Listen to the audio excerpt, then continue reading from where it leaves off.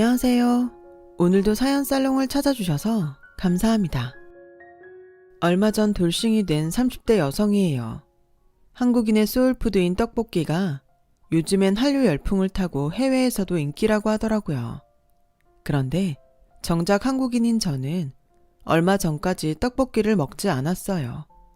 싫어서가 아니라 떡볶이를 먹을 때마다 가슴 아픈 기억이 떠올라서 차마 먹을 수가 없었어요. 그러다 다시 떡볶이를 먹게 된 건 이혼을 하고부터예요. 직업에 귀천이 없다고는 하지만 여전히 사람들 사이에는 직업으로 그 사람이 가치를 매기는 사람들이 많잖아요. 저희 시댁이 그랬어요. 장사를 하는 건 떡볶이 장사하는 저희 엄마나 식품회사를 하는 시댁이나 마찬가지인데 그렇게 사람을 무시하고 깔볼 수가 없었어요. 사람 인생이 어떻게 변할지는 한 치 앞도 모른 채 말이죠. 저희 엄마는 떡볶이 장사를 해서 저희 남매를 키우셨어요. 처음엔 리어카에서 장사를 시작했어요. 남편도 없이 여자 혼자 몸으로 그 무거운 리어카를 끌고 다니며 장사를 하셨죠. 제대로 된 가게가 아니라서 단속반이 나타나면 장사를 하다 말고 도망을 쳐야 했고요. 칼바람이 부는 한겨울에는 얇은 비닐 방풍천 하나에 의지의 장사를 해야 했고, 한여름엔 뜨겁게 달아오른 거리의 지열을 그대로 받으며 가스불 앞에서 장사를 해야 했어요. 그런데도 장사를 멈출 수 없었던 건 어린 남매를 키워야 한다는 절박함 때문이었어요. 엄마의 그런 희생 덕분에 저와 동생은 대학 공부까지 할 수 있었죠. 그런데 이런 엄마한테 제가 효도는 못할 망정 가슴에 상처를 입히게 됐지 뭐예요. 바로 제 남편과 시댁 식구들 때문에요. 제가 남자 보는 눈이 조금만 있었다면 그런 결혼은 하지 않았을 텐데 지나고 보니 그간의 시간들이 너무나 한스럽게만 느껴지네요. 어린 시절 저는 여느 아이들처럼 떡볶이라면 사족을 못 썼어요. 한때 제 소원이 떡볶이집을 하는 거였으니 말 다 했죠. 그래서 툭 하면 엄마한테 엄마도 떡볶이 장사를 하면 안 되냐고 떼를 쓸 정도였어요. 그런데 얼마 지나지 않아 정말 그 소원이 이루어졌지 뭐예요. 제 바램과는 조금 다르게 말이죠. 제가 초등학교 3학년 때 아빠가 암으로 세상을 떠나시자 엄마가 떡볶이 장사로 나섰거든요. 엄마가 처음부터 떡볶이 장사를 하려고 했던 건 아니었어요. 인력사무소를 통해 어린이 대공원에 아르바이트를 나갔는데 거기서 떡볶이 판매를 맡게 되신 거였죠. 재료와 소스까지 본사에서 다 나오기 때문에 딱히 기술이 없었던 엄마도 쉽게 만들어 팔 수 있었어요. 벚꽃이 피는 봄이면 대공원을 찾은 가족들로 붐볐고 엄마의 떡볶이 부스는 다른 간식 부스보다도 손님들로 북적였어요. 그곳에서 2년 넘게 떡볶이 장사를 해온 엄마는 그 장사에 자신이 생겼고 얼마 뒤 돈을 빌려 중고 포장마차를 구입했고 거리로 나가 본격적으로 떡볶이 장사를 시작했어요. 언젠가 제가 엄마는 어디서 그런 용기가 나서 길거리 장사를 시작했냐고 물었더니 그땐 하루하루 먹고 사는 게 너무도 절실해서 창피함이고 뭐고 생각할 겨를이 없었다고 하더라고요. 내 새끼들이 당장 굶게 생겼는데 창피한 게 어딨어. 엄마들이 제일 무서워하는 게 뭔지 알아? 귀신? 강도? 아니야. 내 자식들이 굶는 거야. 세상에서 그것만큼 무서운 게 없어. 지금 제 나이보다 어렸던 엄마를 지금처럼 단단하게 만든 건 바로 엄마라는 이름이었어요. 당시 초등학생이던 우리 남매는 학교가 끝나면 엄마가 있는 길거리 포장마차로 달려갔어요. 손님이 많을 때는 일손도 돕고 손님이 끊긴 시간대는 동생과 양옆으로 붙어 엄마 어깨를 주물러 드리곤 했어요. 어린 마음이었지만 엄마가 우리를 위해 얼마나 고생하시는지 잘 알고 있었거든요. 거기다 엄마마저 우리 곁을 떠나면 어쩌나 하는 두려움이 더욱 엄마 곁을 못 떠나게 했는지도 모르겠네요. 밥때가 되면 우리 남매는 팔고 남은 떡볶이를 먹었어요. 그럴 때마다 엄마는 일부러 화를 내시며 얼른 집에 가서 밥 먹으라고 닥달하셨어요.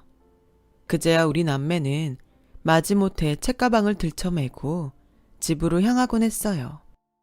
엄마는 제가 중학교에 들어갈 때까지도 거리에서 포장마차를 하셨어요. 그러다 조그마한 가게를 차린 건 제가 중3이 되던 봄이었죠. 고작 테이블 3개를 놓을 수 있는 작은 가게로 안채엔 방과 화장실이 딸려있는 구조였어요. 창고로 쓰이던 공간을 개조해 남동생 방을 만들고 저랑 엄마는 한 방을 썼어요. 남들이 보기엔 초라하기 그지없는 공간이었겠지만 저희 가족에겐 세상 무엇보다 소중한 공간이었어요. 엄마가 더는 길에서 추위와 더위로 고생하지 않아도 됐으니까요. 저는 결혼하기 전까지도 그곳에서 엄마랑 남동생과 함께 살았어요. 물론 세월이 흐르면서 가게 확장을 거듭해서 테이블도 10개 남짓 들어갈 정도로 커졌지만요. 제가 남편을 처음 만난 곳도 바로 저희 가게였어요. 당시 대학교 3학년이던 저는 강의가 없는 날엔 엄마를 도와 가게 일을 하곤 했어요. 그날도 그랬죠. 일찌감치 떡볶이 한 판을 다 팔고 새로 끓이는데 정장 차림의 말끔한 남자가 가게 앞에서 서성대고 있지 뭐예요. 저는 손님인 줄 알고 밖에 대고 소리쳤어요. 손님, 떡볶이 5분이면 되니까 안에 들어와서 기다리실래요? 그랬더니 남자가 쭈뼛거리며 안으로 들어오더라고요. 그리고는 난처한 표정으로 그러더군요. 실은 제가 가방을 잃어버렸어요. 그래서 그런데 차비 좀 빌려주실 수 있을까요? 저 이상한 사람 아니에요. 근처에 영업 나왔다가 편의점 의자에 잠깐 가방을 뒀는데 누가 가져가서. 정 못 믿으시겠다면 제 명함 드릴게요. 아참, 지갑이 가방에 있지? 낙심하는 그 표정을 보니 적어도 거짓말을 하는 것 같지는 않았어요. 그래서 10,000원짜리 한 장을 건넸어요. 그랬더니 남자가 자기 휴대폰 번호를 적어주더라고요. 그리고는 제 휴대폰 번호를 적어달라고 했어요. 모르는 사람한테 휴대폰 번호까지 알려주고 싶지는 않으니 정 돈을 갚겠다면 가게로 가져오라고 했어요.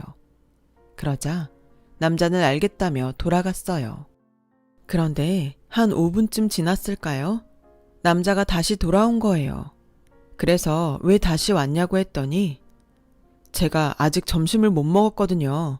빌려주신 10,000원에서 지하철비를 내도 좀 남을 것 같아서 떡볶이 좀 사 먹으려고요.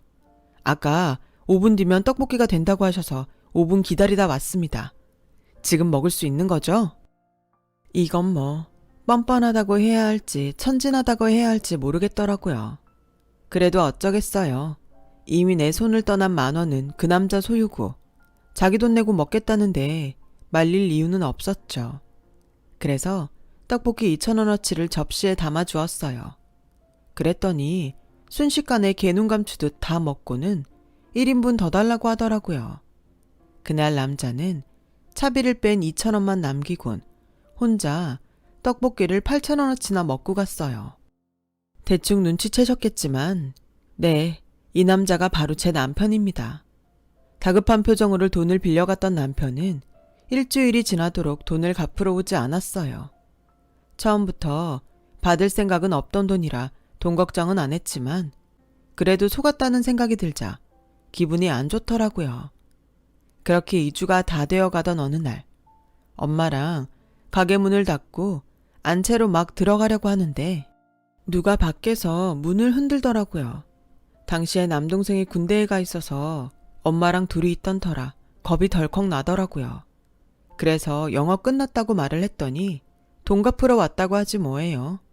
그 말에 문을 열어보니 남편이 땀범벅이 돼서는 서 있더라고요. 건널목 너머에서 저희 가게 문이 닫히는 걸 보고 전력 질주를 해서 왔다고 하더군요. 그리고는 갑자기 출장을 다녀오느라 진작 못 왔다며 지갑에서 10,000원짜리 한 장 꺼내 작은 상자와 함께 건넸어요. 향수예요. 기내 면세점에서 샀는데 마음에 드실지 모르겠네요. 승무원 말로는 요즘 여성들 사이에서 인기 있는 제품이라던데. 돈 돌려주셨으니까 그걸로 됐어요. 제가 이걸 받을 이유는 없어요. 게다가 가격도 비싸 보이는데 전 공짜 안 좋아해요. 아, 공짜 안 좋아하시는구나. 그럼 떡볶이 좀 주세요. 향수 가격만큼 떡볶이로 받아갈게요. 안 그래도 공항에서 바로 오느라 아직 저녁을 못 먹었거든요. 남자는 아예 자리까지 잡고 앉았어요. 엄마는 그런 남편을 보시곤 웃으시며 얼른 만들어주라고 하시더군요. 그날 남편은 앉은 자리에서 떡볶이를 3인분이나 먹고 갔어요. 그리고는 남은 떡볶이는 나중에 와서 먹겠다며 장부에 표시까지 하고 갔어요. 황당하긴 했지만 왠지 남편이 싫지는 않더라고요. 그래서 그러라고 했죠. 남편이 먹은 그릇까지 뒷정리를 하고 안채로 들어오니 엄마가 그러는 거예요. 저 남자랑 무슨 사이냐고요. 그래서 자초지종을 말씀드렸더니 엄마가 그러시더라고요. 그깟 돈 10,000원 값자고 출장 갔다가 여기로 바로 왔겠니?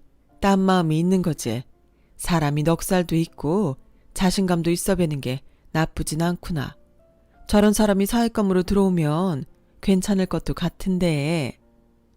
엄마, 그걸 말이라고 해? 나 이제 겨우 22이야. 그리고 난 저런 스타일 딱 질색이라고. 그러니까 김칫국부터 마시지 마세요.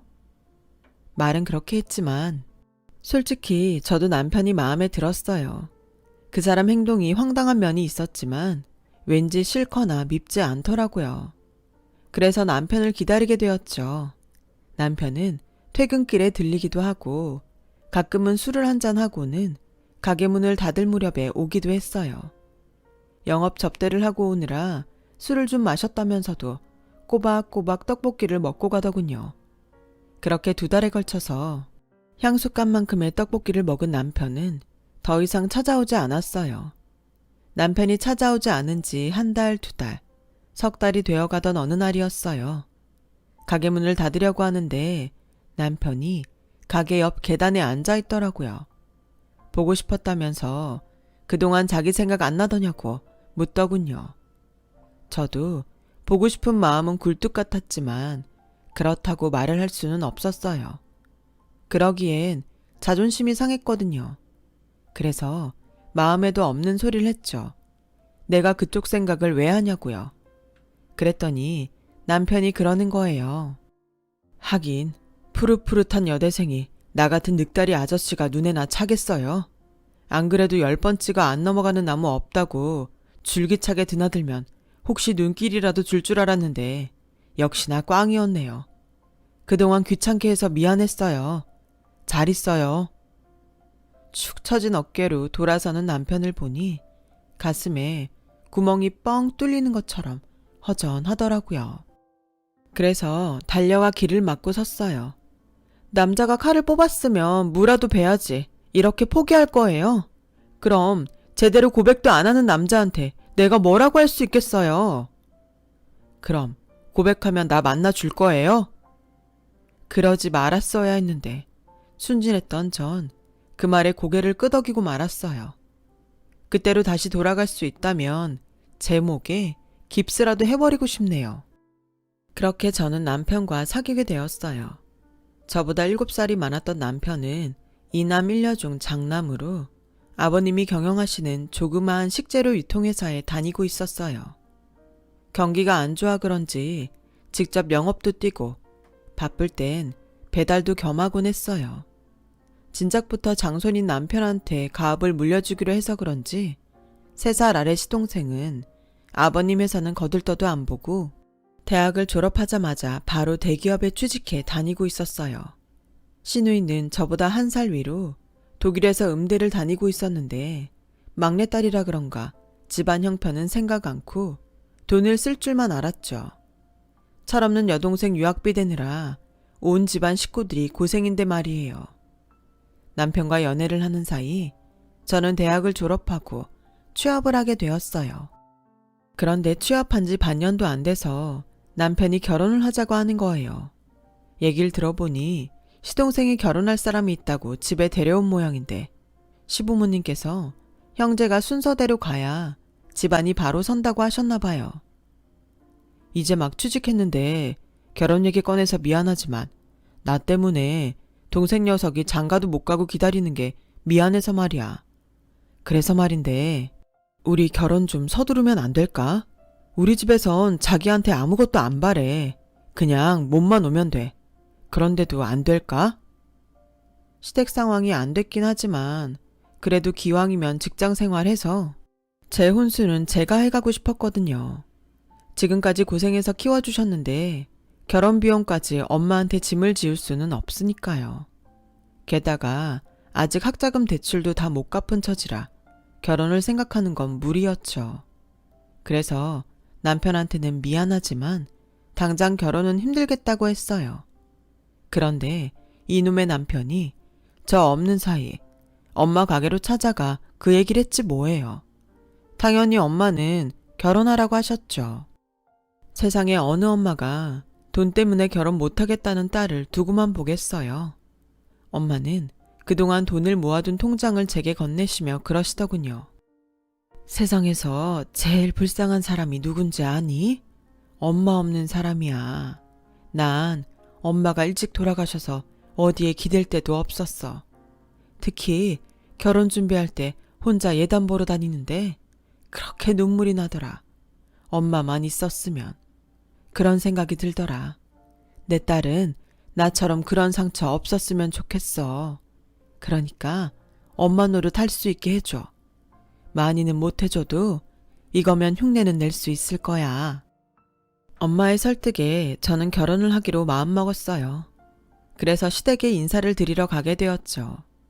저희 집과는 확실히 사는 정도가 다르더라고요. 연애를 한 지 2년 가까이 되었지만 남편 집에 와본 건 처음이었어요. 부모님을 뵌 것도 그렇고요. 남편을 통해 저에 대한 얘기를 이미 들으셔서 그런지 아버님께선 딱히 별 말씀은 없으셨어요. 반면에 저를 보는 어머님의 시선은 곱지 않더라고요. 그래, 어머님이 떡볶이집을 하신다고? 남편도 없이 어머님이 힘드셨겠네. 우리가 작은 애 결혼만 아니면 이렇게 서두를 이유는 없는데 어쩌겠어. 형보다 아우를 먼저 보낼 수도 없고. 다른 집들은 어쩌나 몰라도 우리 집은 좀 엄한 편이라 그러는 거니까 어머님께 이해해달라고 말씀드려라. 날짜가 촉박해서 뭘 준비할 시간이 있을까 모르겠네. 뭐 형편도 아는 마당에 뭐를 해오라고 하기도 그렇고 너희들 살 2층 채울 살림만 해오면 될 것 같은데 어떠니? 그 정도는 할 수 있겠지? 힘들면 미리 말하고. 아닙니다. 그 정도는 할 수 있습니다. 그래, 시간도 없는데 상견 내가 뭐 필요하겠니? 그냥 식장에서 봐도 되지. 엄마, 그래도 그건 아니죠. 결혼 전에 서로 인사는 하셔야죠. 명훈이네 했던데 괜찮던데. 그냥 우리도 거기서 할게요. 예, 너 거기가 얼마나 아니, 예약하기가 얼마나 힘든 곳인지 아니? 게다가 아무나 예약 받아주는 곳이 아니라고. 사부인이 직접 예약했으니 가능했던 거지. 뭘 알지도 못하면서. 정상견례를 해야겠으면 니들이 마땅한 한정식 집이라도 알아보렴. 그나저나 예식장을 구할 수 있겠니? 정 안 되면 요즘 스몰 웨딩? 식구들끼리 모여서 조촐하게 하는 것도 있다던데 그렇게 하는 건 어떠니? 도련님이 10월에 결혼식 날짜를 잡는 바람에 그 전에 저희가 먼저 식을 올려야 해서 준비할 수 있는 기간이 불과 2달 정도밖에는 안 됐거든요. 게다가 한 해에 자식을 둘이나 보내면 주위에서 욕한다며 저희는 조촐하게 하기를 바라시는 눈치였어요. 너희 집 친인척이 많다면야 어쩔 수 없겠지만 들어보니 그런 것도 아닌 것 같은데 굳이 예식장에서 크게 했다가 손님도 없이 휑하면 남들 보기도 그렇지 않겠니? 그러니까 어머님이랑 잘 얘기해봐. 그깟 결혼식이 뭐가 중하니? 어떻게 사느냐가 중요한 거지. 그 얘기를 들은 엄마는 좀 실망한 표정이었어요. 그래도 일생에 한 번뿐인 결혼인데 식구들끼리만 모여서 하면 좀 그렇지 않을까? 네 시어머니 말씀대로 우리가 친척도 별로 없고 올 사람은 없다만 그래도 명색이 결혼식인데 그렇게 초라하게 해서야 원. 엄마, 요즘은 스몰 웨딩이 대세야. 남들은 일부러 그렇게들 한다고. 그러니까 너무 속상해하지 마요. 네? 엄마 앞에선 애써 아무렇지 않은 척했지만 솔직히 저도 속상하긴 했어요. 시간에 쫓겨 급하게 업체를 고르느라 웨딩 사진도 그렇고 하나부터 열까지 전부 대충이었거든요. 그런데 결혼식까지 그렇게 하게 되니 이럴 거 뭐하러 결혼식은 하나 싶었죠. 그래도 어쩌겠어요. 안 하면 모를까 결혼하기로 한 이상 상황에 맞춰 하는 수밖에요. 결국 삼청동에 있는 한정식집을 빌려 가족끼리 조촐하게 야외 웨딩을 했어요. 규모는 작았지만 나중에 사진으로 보니 생각보다 나쁘진 않더군요. 시댁 2층에 신혼살림을 차리고 거기서 신혼생활을 시작해야 했어요. 제가 학자금 대출금도 갚아야 해서 시부모님께 말씀드려서 회사는 계속 다니기로 했고요. 어차피 살림은 도우미 아주머니께서 하고 계셔서 눈치는 덜 보였지만 그래도 회사에서 회식이 있어서 조금 늦는 날이면 눈치가 보이더라고요. 아무래도 어른들을 모시고 사니까요. 원래 시집살이가 다 그렇다고 하지만 이렇게 힘들 줄은 몰랐거든요. 몸도 몸이지만 회사에서도 집에서도 한순간도 마음이 편치 않았어요. 특히 어머님 때문에요. 결혼 전에는 그래도 어느 정도 선은 지켜주시더니 결혼하고부터는 아주 사람을 자기 집 종부리듯 함부로 대하더라고요. 툭하면 친정이 변변치 못해서 보고 배운 것도 없다며 타박이고 사사건건 친정 탓을 하셨죠. 제일 참을 수 없었던 건 꼭 사람들 앞에서 저희 친정 흉을 보시는 거예요. 특히 도우미 아주머니 앞에서 제 친정을 깎아내리는데 정말 사람 미치겠더라고요. 얘 친정이 하도 없이 살아서 이런 건 먹어봤을지 모르겠네. 뭘 먹어봤어야 맛을 내지. 안 그래요 아줌마? 결혼은 급이 맞는 집끼리 해야 탈이 안 난다는데 어쩌다 우리 맏며느리를 근본 없는 집에서 데려와 이 고생을 하는 건지 모르겠네. 아줌마가 딸이다 생각하고 쟤 좀 가르쳐줘요. 떡볶이나 팔던 친정엄마가 뭘 가르쳤겠어요. 꼴랑 소불고기 양념 재우면서도 니넨 친정애성 이런 거 해 먹어봤냐는도 헛소리를 하면 무시하는데 기가 막혔지만 어금니 꽉 깨물고 참았어요. 제가 한마디 하면 저희 친정으로 화살이 수백 개는 날아드니까요. 결혼 전엔 하늘에서 별이라도 따다 줄 것처럼 굴던 남편은 막상 결혼하고 보니 그냥 이 집 사람이더군요. 처음엔 그래도 제가 하소연하면 듣는 척은 해주더니 시간이 지나자 그나마도 듣기 싫다며 소리를 버럭 질러댔죠. 넌 뭐가 그렇게 불만이 많냐? 우리 엄마가 뭘 그렇게 잘못했다고 매번 나한테 이러냐고. 나도 숨 좀 쉬자. 회사 일로도 힘든데 꼭 집에 와서까지 너한테 시달려야겠어? 네가 부족하니까 엄마 딴엔 딸처럼 가르치시니라 그러는 거 아니야. 싫으면 네 친정 가서 배워 오든가. 제발 나 좀 들들 볶지 마.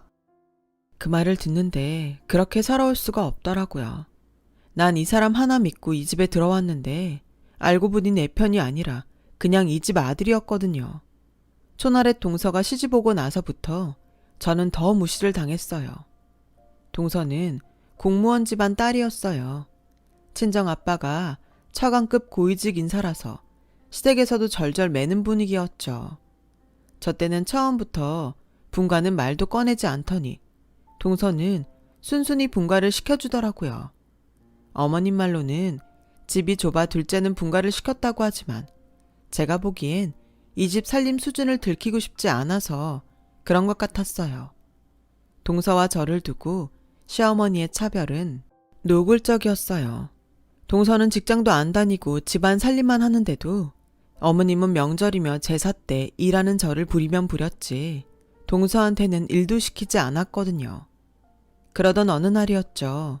주말에 도우미 아주머니랑 재래시장에 갔다가 떡볶이랑 순대를 사왔는데 마침 집에 와 있던 동서가 그걸 본 거예요. 자기는 어릴 때부터 하도 친정 엄마가 불량식품을 못 먹게 해서 길거리 떡볶이도 한번 못 먹어봤다고 그러더라고요. 그래서 제가 떡볶이가 왜 불량식품이냐고 했더니 글쎄 어머님이 득달같이 달려와서는 제가 사온 떡볶이를 쓰레기통에 버리지 뭐해요. 위생상태도 엉망인 길거리 음식이 불량식품이 아니면 뭐냐? 너네 친정에서 이런 걸 팔아먹고 살았나 몰라도 우리 집에선 이런 거 안 먹는다. 먹고 싶으면 네 친정에 가서 실컷 먹어. 이래서 수준 차이는 어쩔 수 없다는 거야. 아줌마, 저거 냄새 안 나게 밖에다 갖다 버려요. 그리고 다시는 우리 집에 저런 거 들이지 말아요. 친정 수준이 그 모양이니 먹는 것도 딱 그 수준이지. 어머님은 저 보란 듯이 소리를 치고는 동서를 데리고 방으로 들어가셨어요. 쓰레기통에 버려진 떡볶이를 보니 마치 제 신세를 보는 것 같더군요. 그날 이후 저는 떡볶이를 입에도 안 댔어요. 그렇게 결혼한 지 2해가 지나던 어느 날이었죠. 하루는 시동생이 짐가방을 싸들고 왔더라고요. 딱 봐도 부부싸움을 한 것 같았어요. 그 모습을 본 어머님은 시동생한테 무슨 일이 있었냐고 물었죠. 엄마, 정말 나한테 왜 이래? 왜 쪽팔리게 처가에 그런 부탁을 한 거냐고. 장인이 청탁받는 거 싫어한다고 말했잖아. 왜 별것도 아닌 걸로 장인이랑 친지들한테까지 청탁을 해서 사람 꼴 우습게 만드냐고. 집사람이 이혼하재. 구질구질한 우리 집 때문에 주변에 얼굴 들고 살 수 없다고 헤어지재. 어려운 회사 사정 때문에 아버님이 동서 친정에 부탁을 했던 모양인데 그게 화근이 된 거였어요. 그런데 그 일을 계기로 저 역시 이혼을 하게 됐지 뭐예요. 어머님이 동서랑 통화하는 내용을 들으면서 그동안 이 집에서 내 친정을 어떻게 대했는지 알 수 있었거든요. 결혼한 이후 저희 친정에선 명절이며 시부모님 생신 때마다 시댁에 선물을 보내왔는데 어머님은 매번 그걸 받기만 하곤 입을 닦았어요. 그건 참을 수 있는데 그래놓곤 동서 친정엔 매번 백화점에서 최고급 한우 세트를 사다가 보냈던 거예요. 심지어 그 집 사돈의 팔촌까지 5만 사람들한테 다 보내면서 제 친정엔 돼지고기 한 근 안 보내고 살았던 거죠. 정작 그 집에선 명절 선물 한 번 안 보냈는데 말이죠. 그런데 이제 와서 둘째 아들이 이혼을 당하게 되니까 저한테 그러는 거예요. 얘, 요즘 니네 친정 살림이 폈다며? 큰애가 그러는데 네 동생이 가게 맡아하고부터 대박이 났다고 하던데? 정말이니? 그렇게 잘 된대? 취업을 준비하던 남동생이 취업을 포기하고 엄마 가게에서 일을 하게 된 건 2년 전이었어요. 일반 떡볶이를 팔면서 동생이 개발한 튀김으로 세트 메뉴를 만들었는데 그게 히트를 치게 된 거였죠. 거기다 배달 위주로 판매 루트를 짠 게 신의 한 수였어요. 배달 매출이 엄청 늘어서 직원도 더 구하고 곧 프랜차이즈로 확대할 예정이었죠. 동네 구멍가게 수준이던 엄마의 떡볶이 가게가 프랜차이즈 매장을 거느린 사업체로 변하자 어머님도 저희 친정을 보는 눈빛이 달라진 거였어요. 프랜차이즈를 하려면 식재료 납품업체도 필요하지 않겠니? 그래서 말인데 이럴 때 서로 돕고 살면 좀 좋아? 니네 친정도 우리가 도와주면 훨씬 일도 수월할 거고. 어머님, 지금 도와주신다고 하셨어요? 누가 누굴 도와요? 지금 상황 판단이 안 되시는 모양인데 도움받을 입장은 제 친정이 아니라 여기라고요. 물론 이 집이랑 거래할 일은 절대 없을 테지만요. 거래는 그간 공들인 동선애랑 하세요. 이날 이때까지 한우로배 하셨잖아요. 그 집 개새끼 먹일 소고기까지 해다 바쳤으면서 왜 도움은 우리 집에 바라세요? 한우는커녕 돼지 껍데기 한번 보낸 적 없는 저희 집에 바라지 마세요. 언제는 불량식품 팔아먹고 사는 집이라고 빈정거리더니 불량식품 만드는 재료를 대시겠다고요? 어머님은 창피한 것도 모르세요? 제 앞에서 그런 소리를 하시게? 아무리 상황이 급하다고 염치까지 팔아드시면 안 되죠. 지난 2년간 저 이 집에서 온갖 눈치 받아가며 살아보니 알겠더라고요. 사람은 수준이 비슷한 사람들끼리 만나서 살아야 한다는 걸요. 그래서 결심했어요. 이렇게 거지 같은 인성을 가진 인간들이랑은 수준 차이가 나서 더는 못 살겠다고요. 그래서 저도 이혼하려고요. 그러니까 앞으로 남이 될 저한테 함부로 굴지 마시고 이혼남이 될 두 아들 걱정이나 하세요. 아셨어요? 뜻밖의 제 반격에 충격을 받은 어머님은 아무 말도 못하고 벙찐 표정으로 앉아 계셨어요. 그 길로 저는 이혼 서류를 남긴 채 짐을 싸들고 시댁을 나왔어요. 뒤늦게 이 사실을 안 남편이 친정으로 달려와 이혼은 안 된다며 울고불고 사정을 했지만 달라질 건 없었죠. 이미 내 남편이 아니라 일찍부터 그냥 남의 편이었던 인간을 더는 옆에 두고 싶지 않았거든요. 그건 저희 엄마도 같은 생각이었고요. 우리 부부는 합의 이혼을 하게 되었는데 그 과정에서 시댁 상황을 제대로 알게 되었어요. 이미 회사는 파산 직전이었고 집이며 땅까지 모두 저당이 잡혀 있더라고요. 그러면서도 그동안 여기저기에 청탁 뇌물을 바치느라 돈을 써댄 탓에 회생 불가 상태였죠. 거기다 어머님은 아버님 몰래 철없는 딸내미 유학 자금까지 대느라 사채도 빌려 썼더군요. 결국 얼마 안 돼 전 시댁은 파산을 했고 사채 빚을 떠안은 채 야반 도주를 했어요. 어쩌면 이게 다 자업자득이 아닐까 싶네요.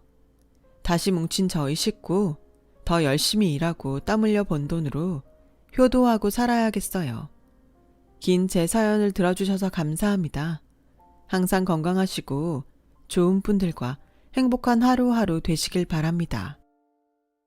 여러분, 사연 댓글에 응원과 현명한 조언 부탁드려요. 좋아요와 구독은 저에게 큰 힘이 됩니다. 오늘도 좋은 일 가득하세요.